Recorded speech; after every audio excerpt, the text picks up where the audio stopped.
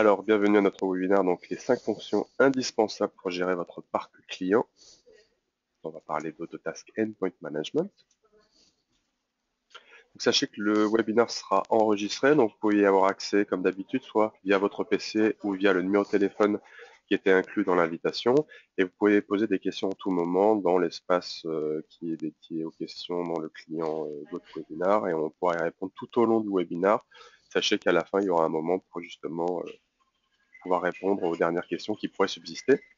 Et donc le webinaire sera enregistré et disponible sur notre chaîne YouTube. Et on le fait relativement rapidement, donc on pourra vous communiquer le lien, mais sachez que notre chaîne YouTube est accessible directement sur notre site et dès qu'on met à jour un webinaire, vous aurez accès. Voilà pour les côtés pratiques. Je vais laisser Thomas se présenter. Donc, bonjour à tous, donc je suis Thomas Bress, je suis donc le responsable technique de BMSP, donc je m'occupe de tout ce qui est lié aux outils pour les MSP et leur intégration et tout le conseil en organisation qui va autour. Je vais laisser la parole à Quentin qui doit nous entendre, qui est là. Oui, oui, oui, je suis là. Est-ce que vous m'entendez? Oui, très bien. Parfaitement. Super, bonjour à tous. Donc, Quentin Le Marié, j'ai rejoint Autotask il y a un petit peu plus de 2 mois, dans l'objectif effectivement de développer la communauté française d'Autotask. Donc, je suis à votre disposition pour réaliser ça. Merci Quentin. Et donc Frédéric Navarro. Donc moi je m'occupe essentiellement du développement de BMSP, mais j'interviens aussi sur des sujets de commerciaux et managérial dans l'accompagnement de la formation dans BMSP et appliquer au niveau plutôt business développement les bonnes pratiques du modèle MSP. Ok, ben, je vous propose qu'on plonge directement dans le vif du sujet. L'agenda que je vous propose, donc on va un petit peu resituer BMSP Autotask. Pour ceux qui ne nous connaissent pas, compreniez un petit peu notre positionnement et ce que l'on fait. Et après, on ira dans le rappel des outils du MSP, notamment du RMM, Remote Monitoring et Management. On verra de manière globale quelles sont les 5 fonctions essentielles pour un prestataire informatique qui doivent être remplies par RMM. On vous fera une démonstration donc, de l'outil d'Autotask qui s'appelle Autotask Endpoint Management. Donc, comme je disais, il y aura une partie questions-réponses et on vous parlera de l'IT Partners qui arrive à grands pas et de ce qu'on pourra faire en webinaire prochainement. Alors pour resituer BMSP, sachez qu'on vient du métier, hein, donc on est un ancien prestataire informatique et qui s'est transformé. Donc on a revendu nos activités pour se concentrer uniquement dans la revente et l'intégration d'outils MSP. Donc il y a tout un écosystème avec des éditeurs. Et par rapport à certains de nos critères au marché français, ce qu'on a pu connaître et ce qu'on rencontre sur le marché, on a sélectionné des éditeurs qui, pour nous, sont les meilleurs outils pour pratiquer son métier. On a aussi une activité de conseil, à la fois dans l'intégration de ces outils, la mise en place, mais de manière plus générale, comment utiliser ces outils et aussi intégrer les bonnes pratiques du MSP pour développer son business et se différencier de la concurrence. Nos clients sont essentiellement des prestataires informatiques et télécoms sur toute la France. Donc on a reçu des reconnaissances. Sachez qu'il y a un classement tous les ans sur à la fois les experts, mais aussi les sociétés qui font référence dans le secteur. Et donc, vous pouvez trouver pas mal de ressources sur MSP Mentor, notamment. Alors, dans les solutions qu'on distribue, sachez que nous, ce qui nous intéresse, c'est la proposition de valeur qui est indiquée à gauche. Donc, c'est l'automatisation, puis faire les choses à la main. C'est aussi quelque part entrer dans un processus d'industrialisation pour augmenter sa qualité de service, mais aussi sa productivité, et un petit peu sortir de l'artisanat et des choses qu'on peut faire à la main. Et puis après, les thématiques d'optimisation, de rajouter des services pour son client qui vont faire du sens par rapport à son informatique. Rentrer aussi dans une démarche de professionnalisation et aussi, comme il y a énormément de choses qui peuvent être faites de manière automatique à distance, pouvoir redonner de la visibilité sur tout le service qu'un MSP va offrir à son client. Donc tout ça sont des thématiques importantes qui vont être remplies par des éditeurs qu'on a sélectionnés. Donc Autotask, il va à la fois offrir un outil de gestion de parc de type RMM, via Autotask Endpoint Management, mais aussi un outil qui va permettre de gérer votre activité de bout en bout, de l'opportunité commerciale jusqu'au ticket, aux interventions. Autotask Business Management, et ces deux solutions s'intègrent. Ensuite, il y a un éditeur qui fait référence dans tout ce qui est reprise d'activité et continuité d'activité, donc Datto, qui est spécialisé sur faire repartir l'environnement de clients en moins de temps possible et avec une capacité d'automatisation. Et il y a un petit moment de cela, ils ont racheté Backupify, qu'ils ont intégré dans leur société, et donc qui est un outil de sauvegarde de cloud à cloud. Et sachez qu'aujourd'hui est disponible une solution de sauvegarde pour Office 365, pour quelque part reprendre possession des données dans le cloud et pouvoir avoir des fonctions avancées au niveau sauvegarde et restauration qu'on n'a pas nativement dans Office 365. Et pour terminer, nous avons sélectionné pour l'antivirus WebRoot, qui est un antivirus full cloud qui se déploie très facilement, qui est très peu consommateur en ressources, et dont l'intelligence en fait est déportée dans un cloud centralisé pour quelque part pouvoir bénéficier de toute l'information d'attaque dans d'autres pays, pouvoir automatiquement la répertorier sur d'autres environnements, d'autres clients. Donc ça, c'est des solutions assez intéressantes à tester assez facilement. Alors les critères en fait quelque part que nous on va avoir pour sélectionner ces solutions, quelque part le MSP il doit, le prestataire informatique de manière générale, pouvoir déployer des solutions très facilement et que ça lui prenne un minimum de temps pour se concentrer plus sur du conseil ou sur du proactif. Donc ça c'est un critère très très important. Je déploie rapidement, j'ai cette capacité à automatiser en termes d'effort d'exploitation, ça doit me demander un minimum de temps. Avoir aussi cette logique de pouvoir gérer centralement tous mes clients, donc pouvoir à la fois avoir une console centrale ou qui se connecte à d'autres éditeurs de manière native et automatisée, et aussi que le modèle économique soit plus lié à l'usage, à la consommation, que ce soit avantageux et que ça ne demande pas de s'engager trop longtemps. Donc souvent, les éditeurs MSP proposent des modèles économiques qui vont suivre le modèle de vos contrats en fait. Et puis, pour certains, il y a une certaine philosophie en marque blanche. L'idée, c'est de valoriser le contrat du prestataire informatique et pas forcément revendre un éditeur pour revendre un éditeur. Pour certains, il y a cette philosophie de marque blanche pour pouvoir personnaliser des documents, éventuellement la technologie en elle-même, et mettre en avant la marque, on va dire, du prestataire ou du MSP. Il y a une question, Autotask, il y a l'RMM, peut-être expliquer ce que ça veut dire. Bon, on va en reparler, hein, mais RMM, donc c'est Remote Monitoring et Management.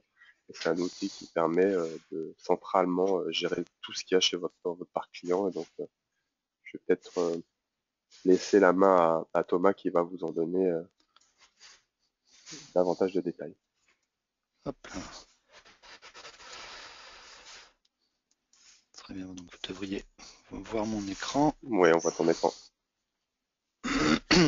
Donc effectivement qu'on attaque un peu directement dans le RMM, mais c'est vrai que en français des fois on traduit ça par des outils de gestion de parc, mais le mot anglais ça veut dire Remote Monitoring and Management, donc c'est supervision et gestion de parc à distance, hein, donc le R c'est Remote. Et donc c'est vraiment la grosse famille d'outils qu'utilisent les MSP, sachant que l'autre famille d'outils dont on parlera pas spécialement aujourd'hui, c'est les PSA, donc c'est tous les outils de back-office hein, qui s'occupent de tout ce qui est ticketing, CRM, facturation, contrat et autres. Donc ce qu'on va chercher à la base dans un RMM, au départ, c'est on va dire ces 5 fonctions principales. Hein. Donc après, on va aller sur des choses un peu plus spécifiques justement sur lesquels il faut être vigilant, mais on va dire la plupart les RMM normalement font ce type de choses, donc ils font tout ce qui est lié à l'audit, l'inventaire, hein, donc un RMM vous permet de savoir ce qu'il y a chez vos clients, de remonter l'inventaire du parc. Il vous permet de superviser, hein, donc prévenu par des alertes s'il y a des problèmes sur des équipements, des serveurs et autres. Il va vous permettre de faire tout le management, donc la gestion des patchs et autres. Il va intégrer tous les outils pour faire du réactif, hein, donc pour faire du support, de remote control de façon intégrée, donc pour pouvoir réagir rapidement et être efficace en remédiation, et vous fournir derrière du reporting ou vous permettre d'exploiter toute cette information pour l'interne ou pour vos clients. Donc ça, c'est vraiment les fonctions de base qu'on va retrouver sur tous les RMM. Maintenant, aujourd'hui, ce qu'on voulait, c'est aller un peu plus en détail et voir un peu vraiment ce qui peut faire la différence entre un RMM et l'autre, et vraiment des choses qui sont plus importantes en termes d'automatisation et surtout d'industrialisation, d'optimisation de son travail. Donc, on va attaquer donc les 5 fonctions essentielles à rechercher dans un RMM, quel qu'il soit. Donc la première fonction, c'est déjà au-delà de l'audit, mais c'est vraiment de pouvoir vous donner une visibilité à 360 degrés sur vos clients. Et j'ai mis sur les investissements de vos clients, parce que c'est vrai qu'aujourd'hui, l'informatique, c'est un investissement important chez les clients, et quelque part, votre mandat ou votre job, c'est de vérifier que ces investissements que les clients ont fait fonctionnent bien et soient toujours pleinement opérationnels et bien rentabilisés. Donc quand on parle de visibilité à 360 degrés, c'est déjà pouvoir avoir un état en temps réel de l'ensemble du parc PC et serveur. Donc ça, on va dire que c'est un peu le premier step, mais c'est quelque chose qu'il faut absolument pouvoir voir. Et pouvoir étendre ça aussi à tout ce qui est lié aux équipements réseau, hein. Donc il faut absolument avoir des outils de découverte réseau qui vous permettent de remonter et référencer l'ensemble des équipements réseau qu'on va retrouver chez un client, hein, que ce soit des firewalls, des switches, des imprimantes et autres. Et même si c'est encore, on va dire un peu au début, où c'est réservé à une certaine clientèle, mais c'est vrai que on parle beaucoup du MDM, et c'est vrai que même si on ne déploie pas systématiquement du MDM chez ses clients, c'est quand même une fonctionnalité qui doit être présente dans vos outils RMM, qui puisse pouvoir vous remonter les tablettes, les smartphones, et aller vers cette gestion de mobile qui sera de toute façon un incontournable dans les années à venir.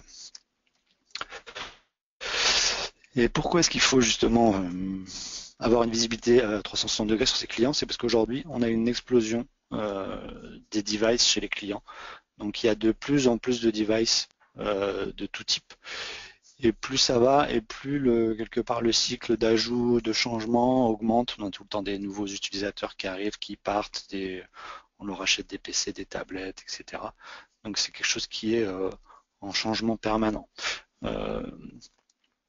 Et au-delà de ça aussi, le nombre de devices pour chaque utilisateur augmente. Là où traditionnellement on allait avoir un PC pour un utilisateur, maintenant on va avoir 2, 3, 4 devices, hein. Donc on va avoir peut-être le PC portable, le poste fixe, la tablette, le smartphone, et j'en passe, hein. Donc on est facilement à 3 ou 4 devices, hein. Voilà.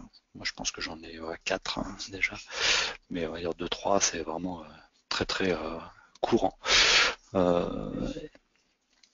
Et c'est un peu le cloud aussi qui nous a permis ça, en fait, c'est qu'aujourd'hui les outils cloud permettent justement d'aller vers n'importe quel device, comme peuvent être utilisés depuis n'importe quel device, de n'importe où, à n'importe quel moment. Et quelque part, justement, on vient s'affranchir de ça, et on a la liberté de pouvoir avoir autant de devices qu'on veut et de pouvoir continuer à travailler sur ces environnements, sur ces applications, etc., de façon complètement transparente, chose qui n'était pas possible avant, où on était un peu contraint dans l'environnement client lourd, un 5 client serveur, dans un réseau local. Donc c'est vraiment quelque chose qui est en train d'évoluer.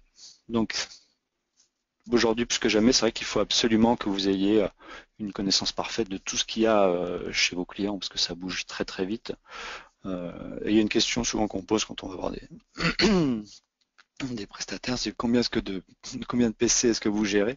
Donc il y en a qui le savent à peu près, mais il y en a, et des fois pas des petits, qui en ont absolument aucune idée, savoir précisément combien de postes ils gèrent, hein, ils ne savent pas si c'est 1000, 2000, 3000, 5000, voilà. Ils ont une idée vague, mais pas du tout précise du nombre de devices qui sont en gestion, alors que quelque part ça reste quand même un peu le nerf de la guerre.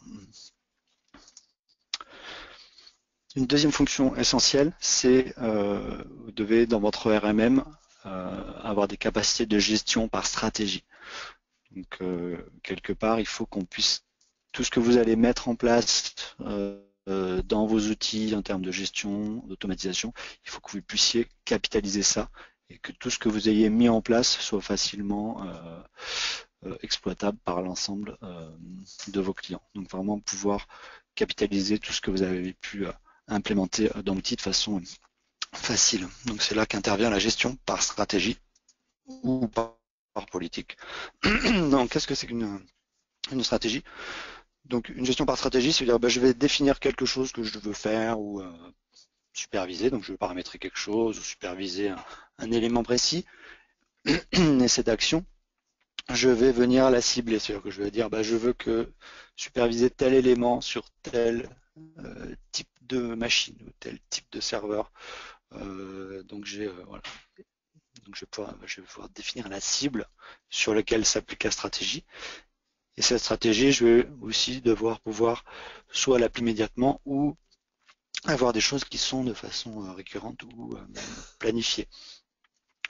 Donc après, ceux qui connaissent bien le monde Windows, c'est un peu l'équivalent des GPO, hein, donc des group policy, mais appliqué dans un RMM. Et de fait, on n'est plus appliqué sur un client par client, mais ce sont des stratégies qui s'appliquent sur l'ensemble de vos clients, avec certains critères, etc.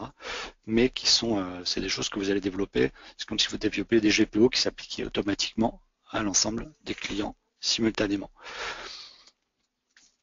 Donc bien sûr, ça va pouvoir vous permettre d'agir de façon en masse, mais la stratégie va vous permettre aussi de gérer l'exception, donc de pouvoir aussi prévoir les particularités chez un client, chez certains postes, etc.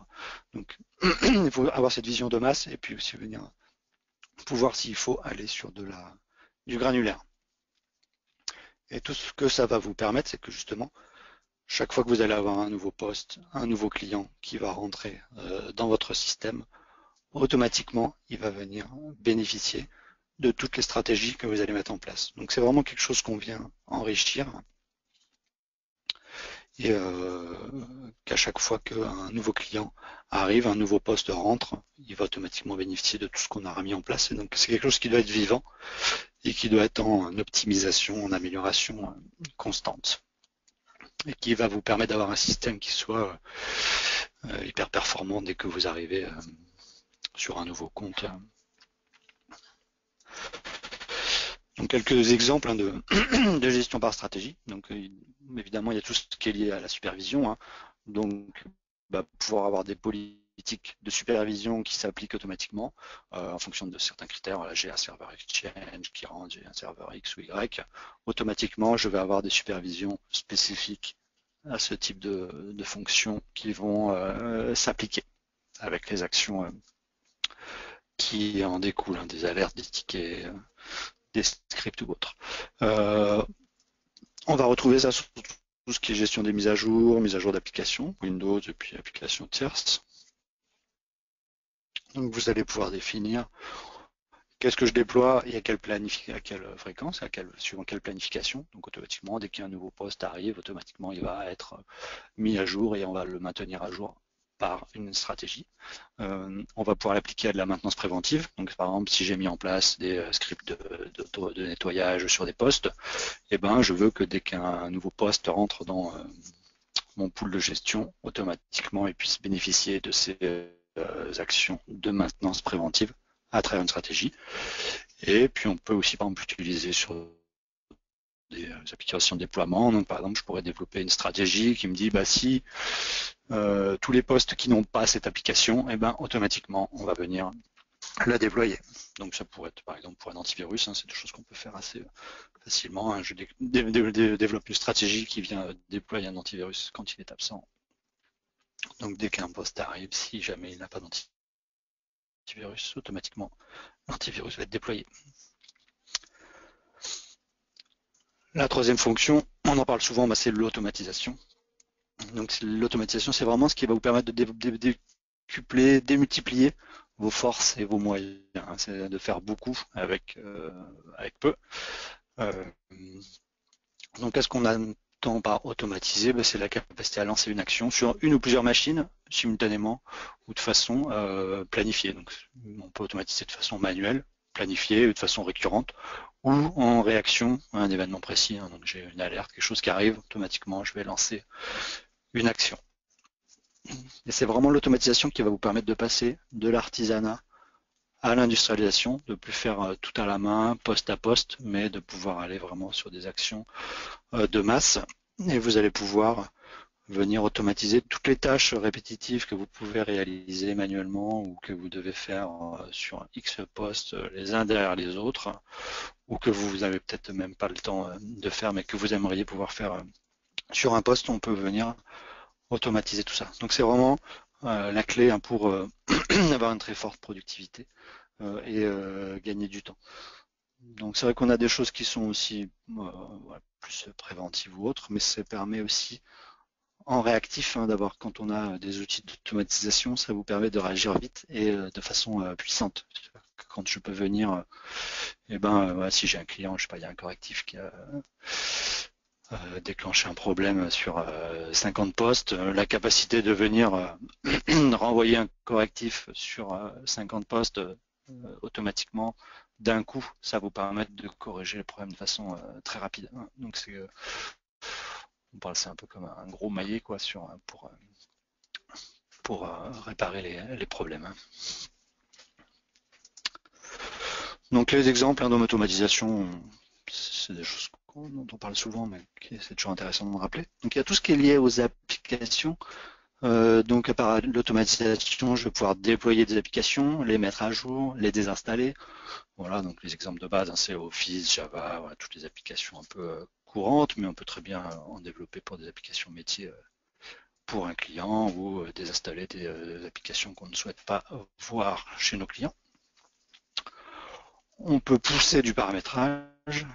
Donc si je veux standardiser un paramétrage chez un client, paramétrage de sécurité ou autre, bloquer des fonctionnalités. Voilà, par exemple, récemment, il y avait tout ce qui était lié aux mises à jour Windows 10. Donc typiquement, c'est quelque chose qu'on peut venir bloquer à travers des automatisations. Tout ce qui est lié à de la maintenance préventive, voilà, nettoyage de disques, lancer des CCleaner ou des scripts de nettoyage automatiquement, des défragmentations et autres. Donc c'est vraiment quelque part que les postes soient tout le temps constamment bien, bien optimisés. Après, on va avoir l'automatisation de remédiation. Donc c'est des scripts qu'on développe pour corriger des problèmes. Voilà, par exemple, redémarrer des services, appliquer certains paramétrages de registre pour des problèmes identifiés, sécuriser des failles, ce genre de choses.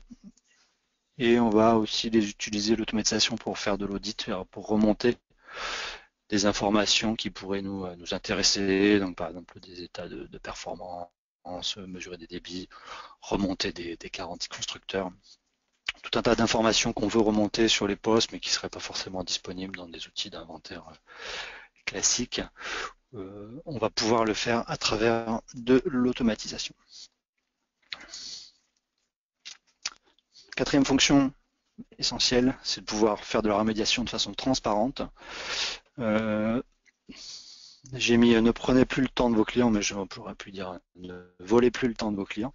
C'est-à-dire qu'aujourd'hui, quand on vient dépanner un client, quelque part, on vient prendre la main sur son poste et on l'interrompt dans son travail. Donc c'est vrai qu'avoir des outils qui vous permettent de ne pas interrompre les utilisateurs quand vous les dépanner, c'est des choses qui vont leur permettre à eux de gagner du temps et donc leur productivité. Donc quand vous monopolisez le poste, vous bloquez le salarié. Donc quelque part la promesse que vous faites à vos clients, de leur donner plus de, qui vont perdre moins de temps, etc. Donc si vous arrivez à minimiser les interruptions que vous faites auprès des utilisateurs, c'est vraiment une bonne chose et c'est un apport assez important pour venir justement quelque part transmettre la rentabilité à votre client final. Donc on va chercher des outils qui vont vous permettre de travailler sur les postes de façon transparente pour l'utilisateur. Alors que ce soit dans, dans l'analyse, pouvoir diagnostiquer un problème ou, voilà, ou réaliser différentes opérations qui n'ont pas forcément besoin de prendre la main. Donc, je sais pas, lancer des commandes, aller poser un fichier ou autre opération, voilà, interagir sur la base de registre, les process, les services, tous ces éléments-là ne devraient pas vous demander d'interrompre les utilisateurs. Voilà. Et après, le stade un peu au-dessus de la remédiation transparente, c'est l'autoremédiation, c'est justement de pouvoir automatiser la création la remédiation d'un problème quand il est détecté à travers une alerte. Question. Alors, peut-on avoir un compte de test? Justement, on en parlera, Bruno, mais je pourrais avoir. Oui, on vous le présenterait dans quelques slides. Voilà. Sinon, vous pouvez aller sur notre site bmsp.fr, sur la page Autotask Endpoint Management. Vous pouvez faire votre demande de trial. Mais je le redirai tout à l'heure. Et la cinquième fonction essentielle qu'on va regarder chez les RMM, c'est l'intégration. C'est comment est-ce qu'il va venir communiquer, s'intégrer dans vos outils actuels. Donc tout doit pouvoir fonctionner ensemble. Donc on parle d'antivirus, de sauvegarde, voilà, il y a tout un tas d'autres familles d'outils. Mais c'est vrai qu'il faut que vous ayez quelque chose qui soit relativement cohérent et qu'il n'y ait pas trop de dysfonctionnement dans les intégrations. Un petit rappel sur les outils MSP, ce qu'on va rechercher, on l'avait dit un peu tout à l'heure, mais c'est que ce soit des outils qui soient faciles à déployer et qu'on peut le faire de façon silencieuse en masse, qu'on ait de capacité à les gérer centralement, à remonter des alertes, et puis un mode de licensing qui soit adapté à l'ensemble des clients. Après, c'est vrai que l'idéal, ça serait qu'on ait toujours l'ensemble de ces fonctionnalités dans un seul et même outil. Après, dans l'intégration avec le RMM, il y a un peu ce que j'appelle moi le minimum syndical. Le minimum syndical, c'est de pouvoir déployer depuis le RMM et superviser depuis le RMM. On a une question de Bruno. Est-ce que vous allez nous faire une démonstration? Oui, dans quelques minutes maintenant. On a encore quelques slides et puis on attaque la démo. On va un peu illustrer ces points-là.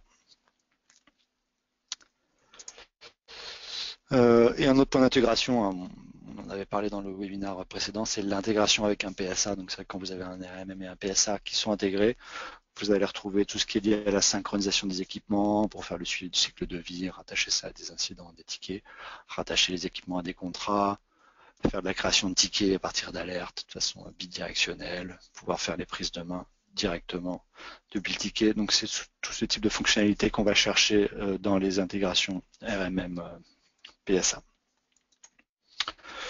Voilà, donc c'était les 5 fonctions essentielles à rechercher dans un RMM. Donc c'est avoir une visibilité complète sur tous les assets de vos clients, avoir un fonctionnement par stratégie pour ne pas avoir tout le temps à refaire les choses, avoir des outils d'automatisation bien sûr, pouvoir faire de la remédiation, du support, mais de façon le moins intrusive possible pour les utilisateurs, et puis avoir quelque chose qui soit très intégré dans un écosystème d'outils.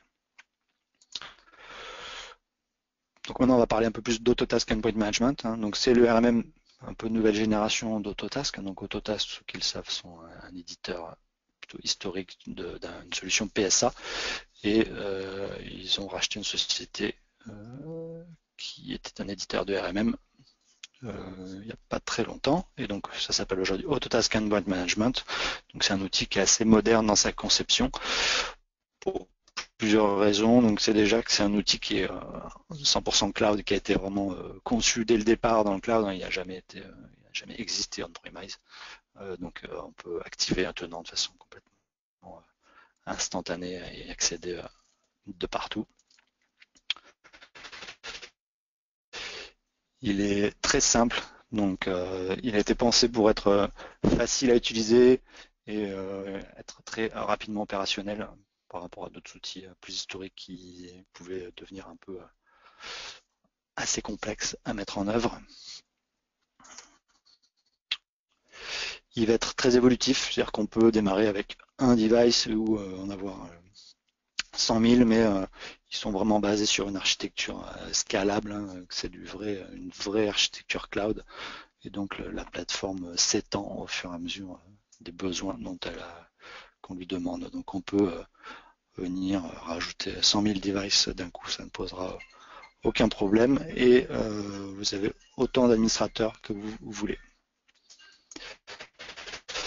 Vous avez aussi une grande fiabilité, hein, parce que c'est quelque chose qui est toujours dispo en 24/7, toujours disponible. Donc ça fonctionne très très bien avec un très haut taux de disponibilité. Voilà. Et surtout, c'est un outil qui va être très flexible, qui va vous permettre un peu de personnaliser en fonction de vos besoins, de vous adapter à un client, donc pouvoir justement avoir cette notion de pouvoir avoir des choses qui soient globales et puis aussi venir gérer l'exception de façon assez facile. Voilà. Et puis bien sûr, hein, comme on est toujours assez sensible à la sécurité, c'est des environnements qui sont entièrement sécurisés, encryptés, aucune modification ou ouverture à faire dans les firewalls de vos clients, et c'est une plateforme qui est aussi certifiée ISO. Donc on va aller maintenant à l'essentiel, donc on va attaquer la démonstration. Donc on va un peu la suivre en fonction d'un peu des éléments que je vous avais montrés, donc je ne vais pas rentrer forcément dans une démo détaillée, mais vous montrer un peu, vous illustrer comment tout ça se passe dans la partie endpoint management. Je vais zoomer un peu pour que les gens voient bien. Je pense que ça devrait être bon. Ouais, nickel.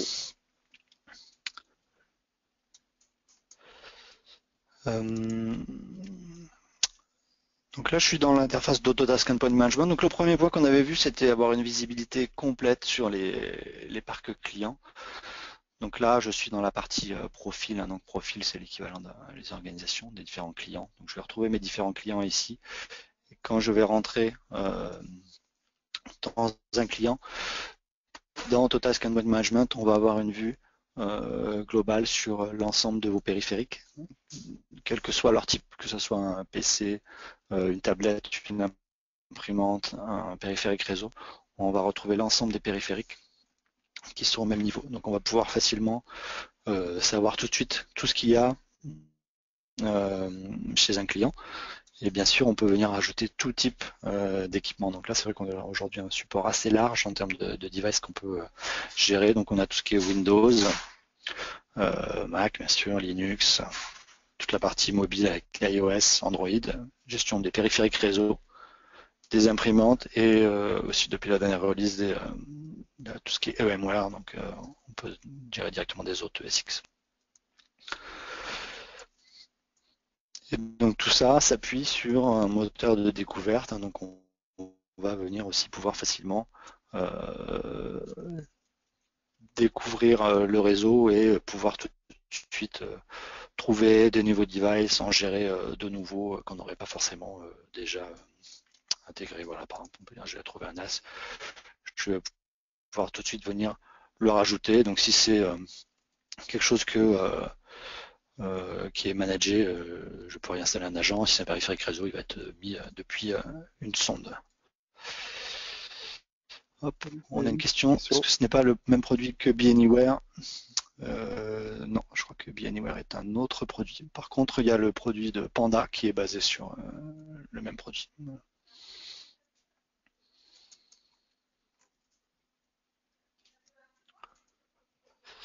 Et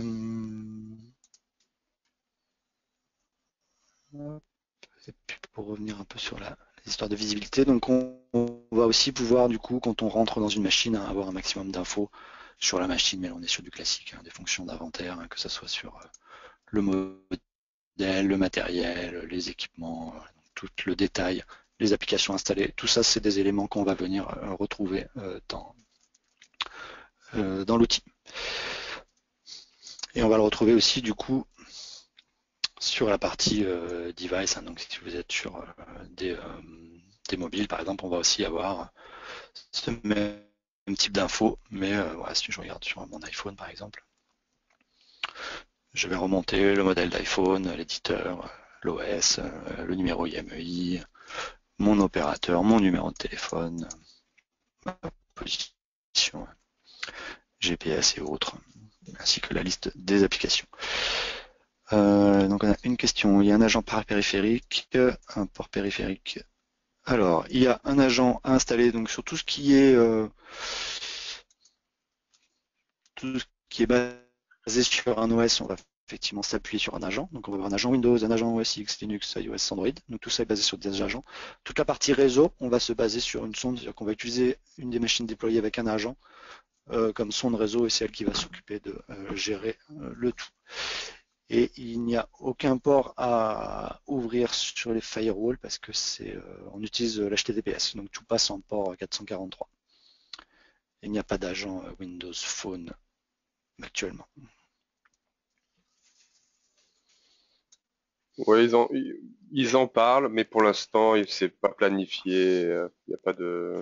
Alors peut-être ça sortira un jour, mais on pourra vous tenir au courant parce que on a régulièrement la question, mais pour l'instant pas. La deuxième fonction dont j'avais parlé, c'était d'avoir un fonctionnement par stratégie. Donc, dans AEM, on a une fonction de fonctionnement par stratégie, c'est-à-dire que je vais venir définir dans mes stratégies. Donc, je vais pouvoir les définir au niveau système. Donc, une stratégie système, c'est-à-dire une stratégie de plus haut niveau qu'on va pouvoir appliquer à l'ensemble des parcs. Et je peux aussi, alors soit l'appliquer à toute partie des clients ou développer des stratégies spécifiques à certains clients.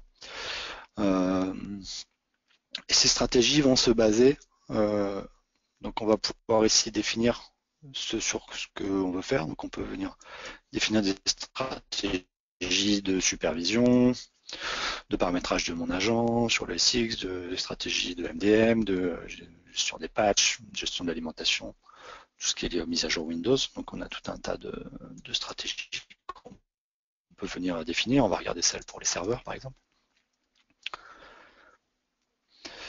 Et donc après, dans une stratégie, on va prendre sur une stratégie de supervision, je vais pouvoir packager tout ce que je veux venir superviser. Hein, donc que ce soit, voilà, là, par exemple, c'est des choses assez simples, mais CPU, RAM, un serveur qui passe en ligne ou un monitoring d'espace disque. Et je vais me baser sur un filtre. Donc je vais venir choisir sur quelles sont les machines que je vais cibler. Donc là, par exemple, ce sont tous les serveurs. Et cette notion de filtre, c'est ce qu'on va retrouver ici sur le côté. Donc on va pouvoir avoir des filtres. Donc là on a tout ce qui est par défaut, donc effectivement serveur, Windows 7, 2012, etc. Les machines en ligne, les devices mobiles. Donc ça c'est des choses on va dire assez classiques. Et après vous pouvez créer vos propres filtres en fonction de tout un tas de critères. Donc vous pouvez accéder à toutes les données des machines.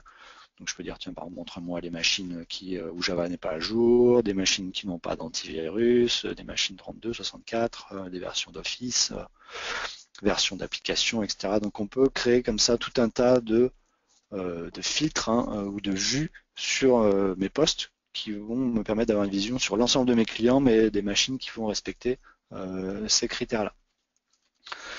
Donc ça c'est en fonction d'un filtrage. Après je peux aussi créer des groupes de machines en fonction de. Alors c'est moi qui peux venir du coup manuellement créer des groupes pour mettre des machines dedans. Par exemple si j'ai je sais pas des nomades qui ont des particularités, je peux très bien créer un groupe nomade, y mettre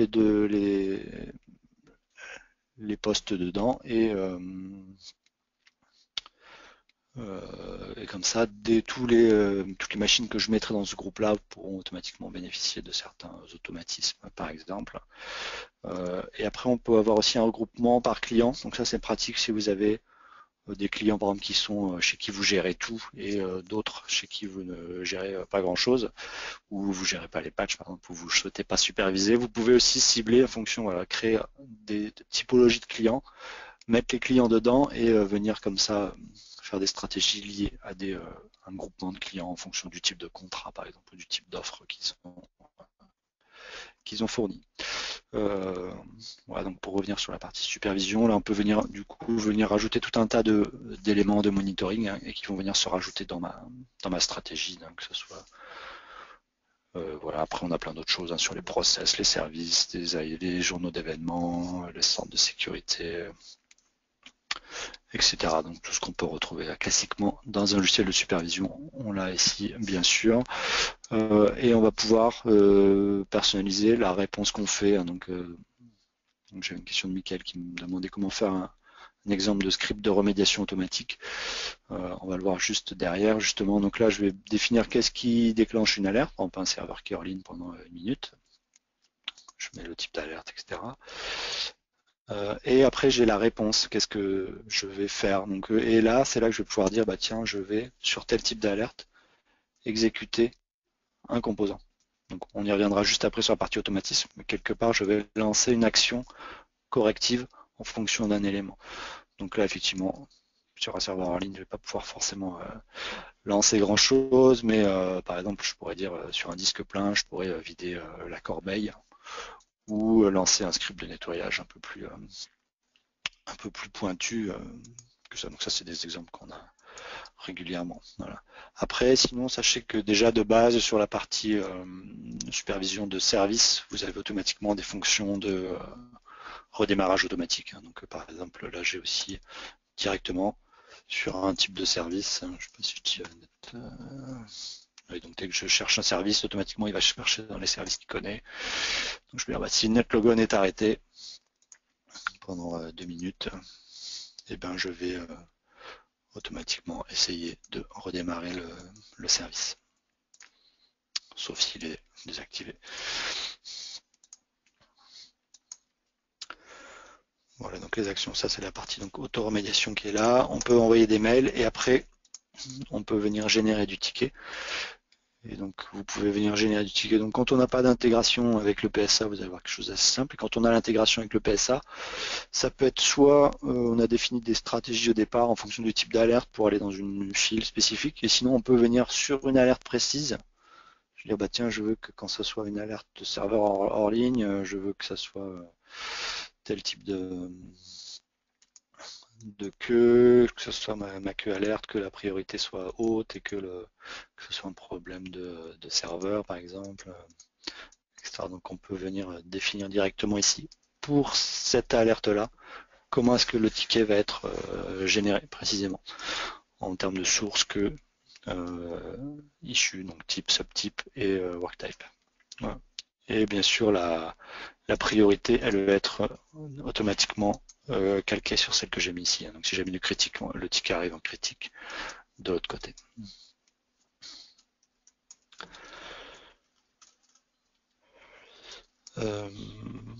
Hop, on parlait des stratégies.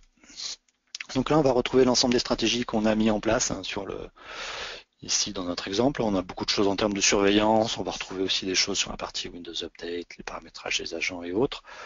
Donc après les stratégies, je peux venir choisir de les désactiver ou pas au niveau global, mais après si je vais venir rentrer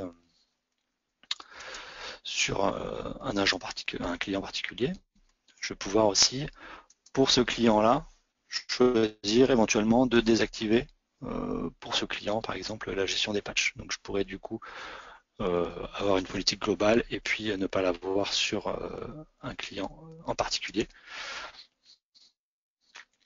Et on va aussi pouvoir le retrouver au niveau machine.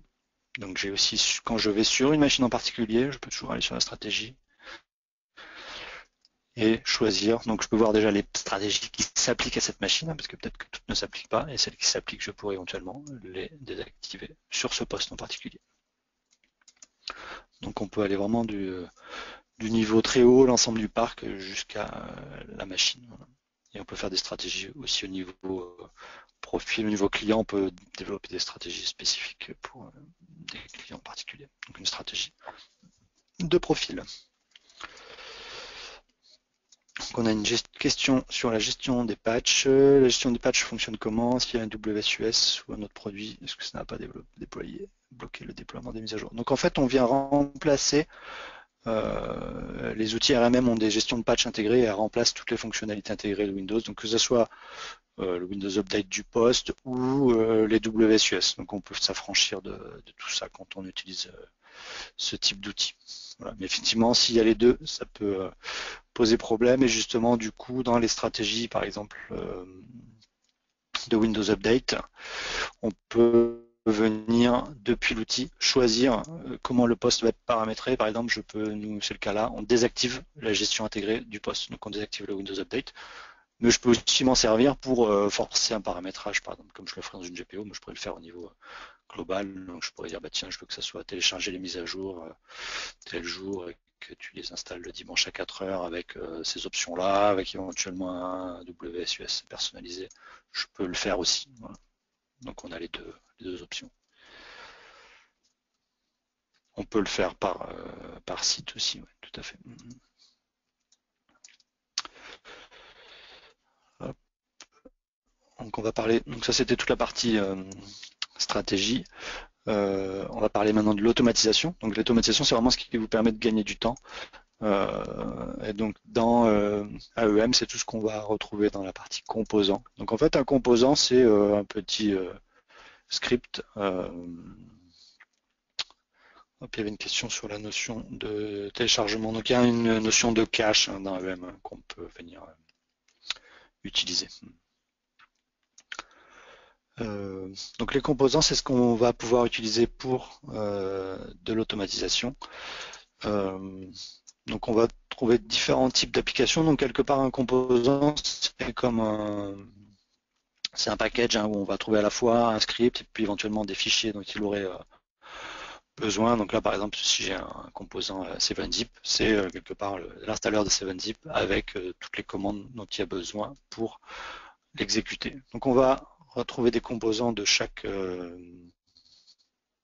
différents types. Donc il y a tout ce qui est lié aux applications.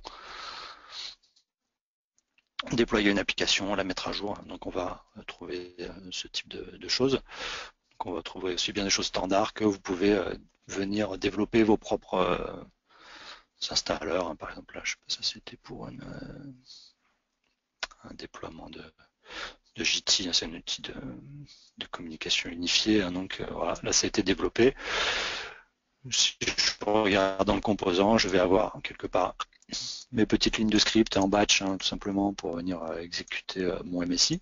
Donc il n'y a pas grand chose. Et à côté, le MSI. Donc tout ça permet de venir facilement déployer des applications.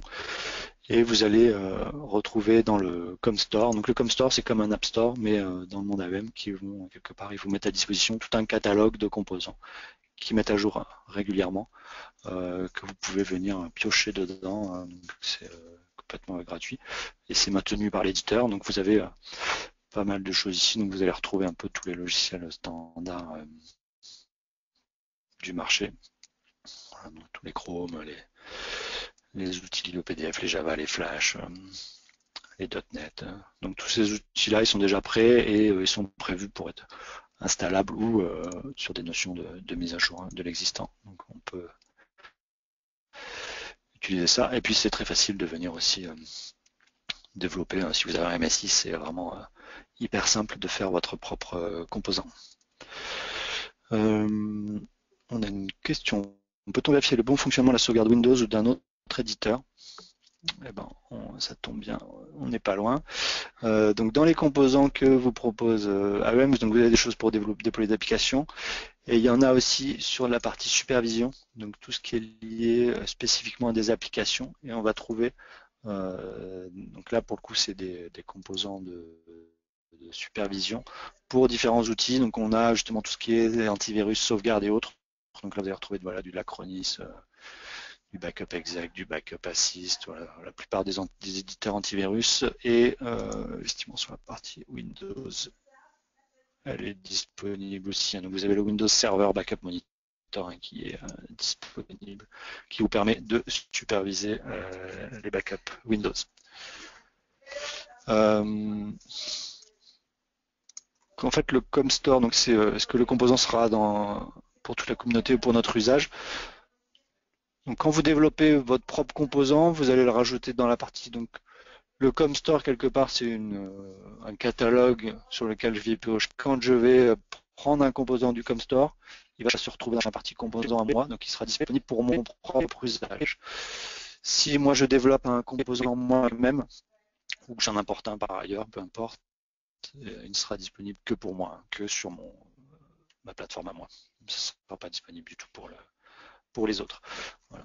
Après, sachez qu'il existe aussi donc il y a le ComStore et à côté de ça, il y a aussi un site communautaire hein, où il y a tout un tas d'utilisateurs d'AEM qui viennent partager tout un tas de composants. Donc c'est sur cette page, ceux qui sont intéressés, on pourra vous donner l'adresse. Et ici, là, c'est donc des utilisateurs qui viennent contribuer et mettre différents composants à disposition. Donc il y a pas mal de choses disponibles là-dessus. Et c'est assez dynamique. Hein. Il y a régulièrement des nouvelles choses. Hein. Ouais, par exemple, là, ils sont déjà installés sur mon tenant, mais on a des composants qui ont été développés pour le déploiement d'Office 365, Office 2016, qui sont complètement intégrés. Je pourrais vous le montrer, mais voilà, c'est des choses qui ont été faites par la communauté, qui fonctionnent très bien, puis qui sont maintenues. Les autres types d'automatisation de scripts qu'on va trouver, c'est ce qu'on va appeler des scripts, hein, tout simplement, mais c'est tout ce qui est poussé à paramétrage ou une action sur un poste. Donc, par exemple, je veux donner les droits d'administrateur à un utilisateur courant. Voilà, donc j'ai un script pour ça. Je veux voilà, faire tout ce qui est manipulation sur un compte, créer un compte, effacer un compte, un utilisateur local. Donc là, j'ai un composant qui me permet de faire tous ces types d'opérations. Voilà, je tape le nom de l'utilisateur, est-ce que je veux qu'il soit admin, dans quel groupe, je tape son mot de passe automatiquement. Le compte est créé. Si je fais ça sur un contrôleur de domaine, ça me permettra de créer des utilisateurs du domaine. On va voir tout ce qui est nettoyage, hein, nettoyer l'historique de navigation. Il y a des scripts de nettoyage un peu plus costauds hein, qui existent, hein, qui viennent vous nettoyer tout un tas de choses. Il y a des choses qui vont vous remonter des dates de garantie.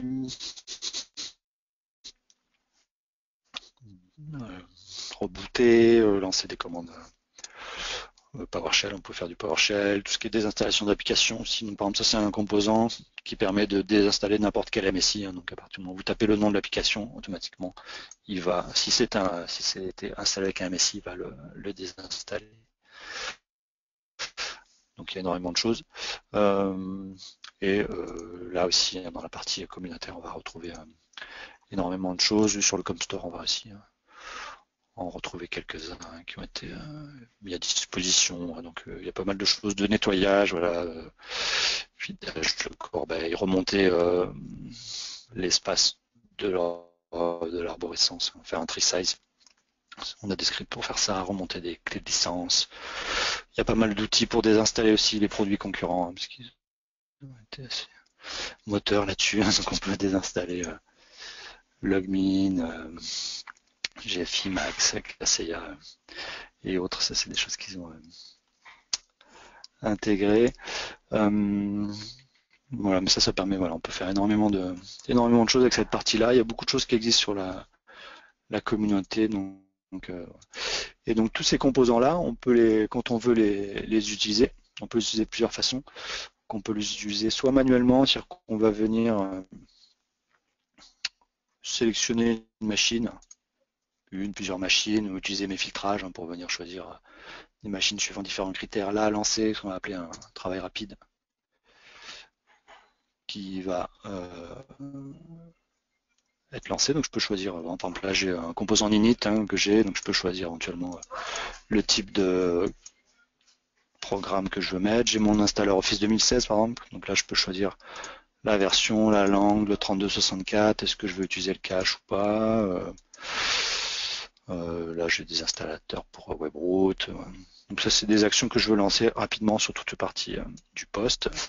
Et je peux les faire aussi de façon programmée.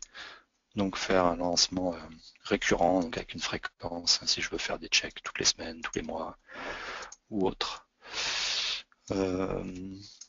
Et quand je lance un job en fonction d'un critère, par exemple si je me dis tiens, je veux lancer sur toutes les machines Windows 7 par exemple, je lance un job particulier. Automatiquement, toutes les machines qui vont correspondre après à ces critères-là Donc là, vous avez vu que je cible tous les périphériques de ce filtre-là. Donc je peux développer un automatisme et toutes les prochaines machines qui correspondront au filtre bénéficieront automatiquement de l'automatisme. Donc on a une question de Bruno, c'est quand votre produit sera commercialisé? Ça fait, il est déjà commercialisé depuis quelques temps,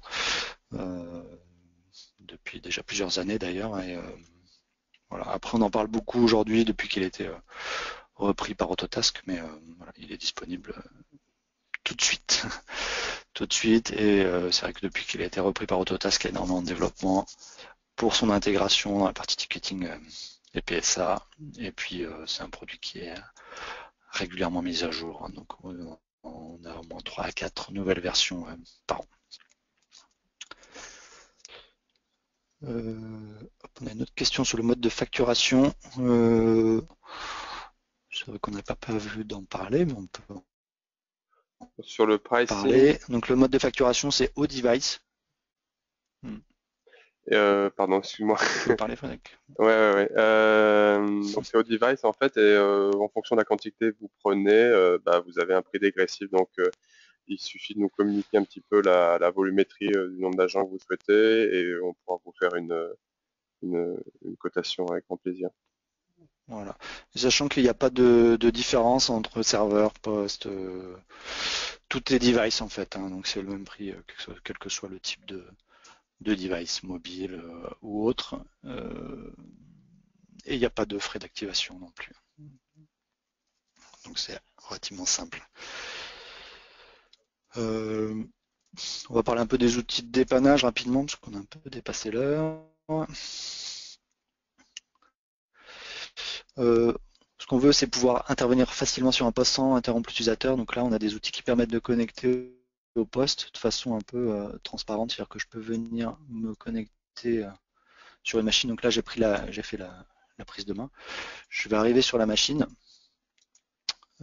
mais j'ai pas pris la main dessus, mais j'ai tout un tas d'outils pour m'aider. Donc par exemple, j'ai les services, la ligne de commande, le gestionnaire de fichiers, le gestionnaire de tâches, voilà, la base de registre. Donc tous ces éléments-là, même les journaux d'événements.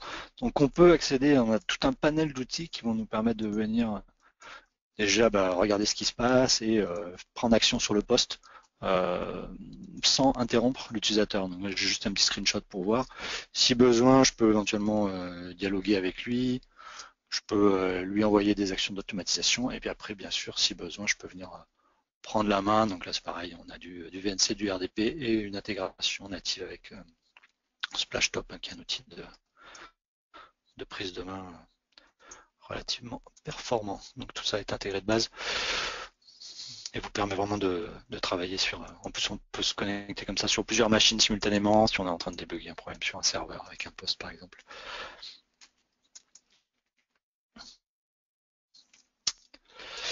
Hop. Et puis après, en termes de remédiation, on avait parlé un peu d'auto-remédiation, on a illustré un peu les choses tout à l'heure. Y a-t-il un dashboard que l'on peut mettre à disposition de nos clients pour avoir une visibilité en temps réel de l'état du parc? Donc en fait, dans AEM, vous pouvez créer différents comptes et différents rôles. Donc en fait, on peut créer des rôles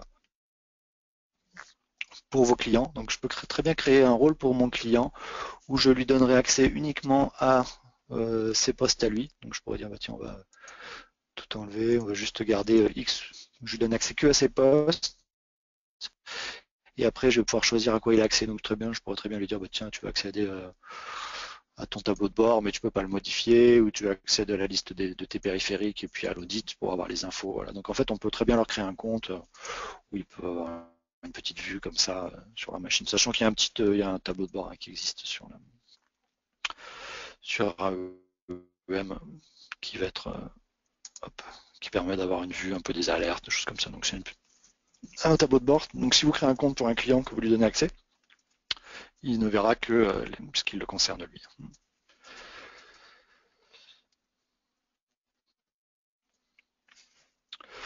Voilà. Et puis le dernier point qu'on avait évoqué, c'était les intégrations.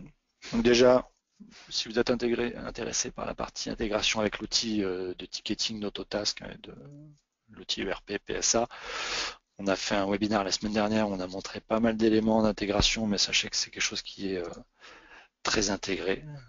Ils ont vraiment une vision, ils veulent fusionner les deux outils. Après, on va retrouver aussi des intégrations. Alors, on a vu un petit peu dans le ComStore, il y a pas mal d'outils avec des intégrations, des outils de sauvegarde d'antivirus, mais sachez qu'on peut aller plus loin en termes d'intégration. Il y a un certain nombre d'outils natifs, enfin, qui ont des intégrations natives qui ont été développées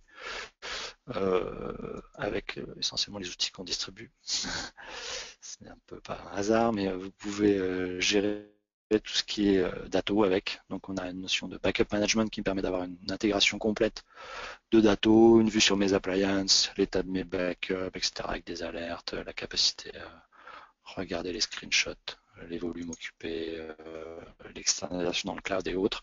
Et on a la même chose sur la partie antivirus où on a aussi une intégration native avec Kaspersky et Webroot. Webroot, ça fait longtemps qu'on dit que ça arrive et en fait ça va arriver dans la prochaine release qui sera en mars. Voilà. Donc c'est officiel, c'est déjà en pré-release chez certains clients, mais sachez qu'on a l'intégration native avec Webroot aussi qui arrive. Et sinon il y a aussi Kaspersky, donc là on a le nombre de menaces, on peut définir certaines stratégies et autres. Voilà, on a un petit peu dépassé, on va passer, on va enchaîner. On a répondu un peu à des questions en même temps, donc je pense qu'on va aller assez vite. Peut-on envisager une prise de contact à partir du 10 mars? Voilà, moi je laisserai Frédéric vers vous. Pas de souci. Quelle est la base de données derrière? Est-ce qu'on peut l'attaquer? Donc c'est un outil qui est entièrement basé sur Amazon et qui utilise toutes les fonctionnalités du cloud Amazon. Donc c'est les bases de données d'Amazon derrière. Aujourd'hui, on ne peut pas l'attaquer directement, mais il y a des API qui vont être disponibles cette année pour pouvoir attaquer la base. Voilà. Après, on peut faire des exports sur différents écrans, sachant que par contre, quand vous avez l'intégration PSA, aujourd'hui dans l'intégration PSA, il y a énormément de données d'Autotask Endpoint Management qui vont remonter dans le PSA, donc pour intégrer ça sur les dashboards, les reports et autres, avoir un accès complet aux data. On avait parlé de tests. Si vous voulez tester, vous pouvez aller sur notre site, donc sur bmsp.fr. Vous allez sur la page Autotask Endpoint Management, vous verrez un bouton tester gratuitement. Donc vous remplissez le petit formulaire et puis on vous activera une version de trial. Et puis ce qu'on vous conseille, si vous voulez aller pas trop vous perdre, c'est de venir, on le fait avec plaisir, de prendre planifier une petite session avec vous pour vous faire une petite prise de main, que vous ayez un peu les bons réflexes au départ, sans aucun problème. Voilà, donc si vous avez encore des questions, n'hésitez pas à les poser maintenant sur l'écran. Maintenant, on y répondra encore pendant les quelques minutes qui arrivent, le temps qu'on finit. Je te laisse un peu la main, Frédéric. Ouais, je peux reprendre, tiens, deuxième présentateur. Hop là. Et comme ça, on va clôturer. Je vais montrer mon écran. Ok. Donc le prochain webinar sera le 3 mars et le sujet sera sur Datto. Donc on vous communiquera prochainement le détail justement de ce webinar. Alors, vous devez voir mon écran. Ok. Et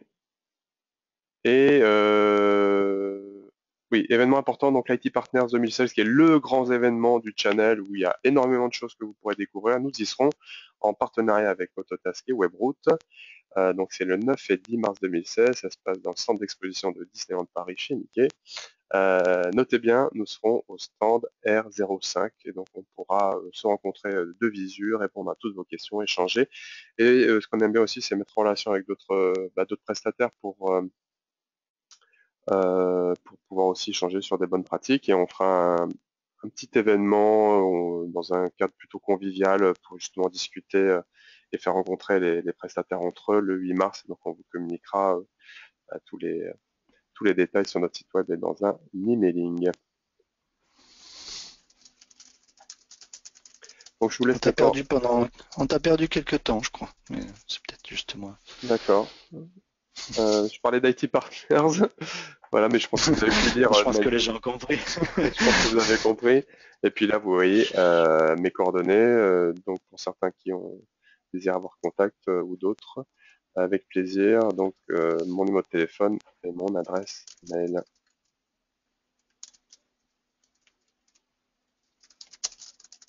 Je vous remercie infiniment pour votre participation et aussi les échanges. Il y a énormément de questions, donc ça c'est toujours très intéressant et très riche. Pour les questions qui n'ont pas pu être répondues ou des choses que vous pourriez voir en détail, on peut prendre rendez-vous et faire un go-to-meeting individuel pour rentrer un peu plus dans le vif du sujet qui pourrait vous intéresser. Je propose qu'on clôture. Très bien. Oui, parfait. On est un peu débordé. Très bien. Eh ben, merci à tous.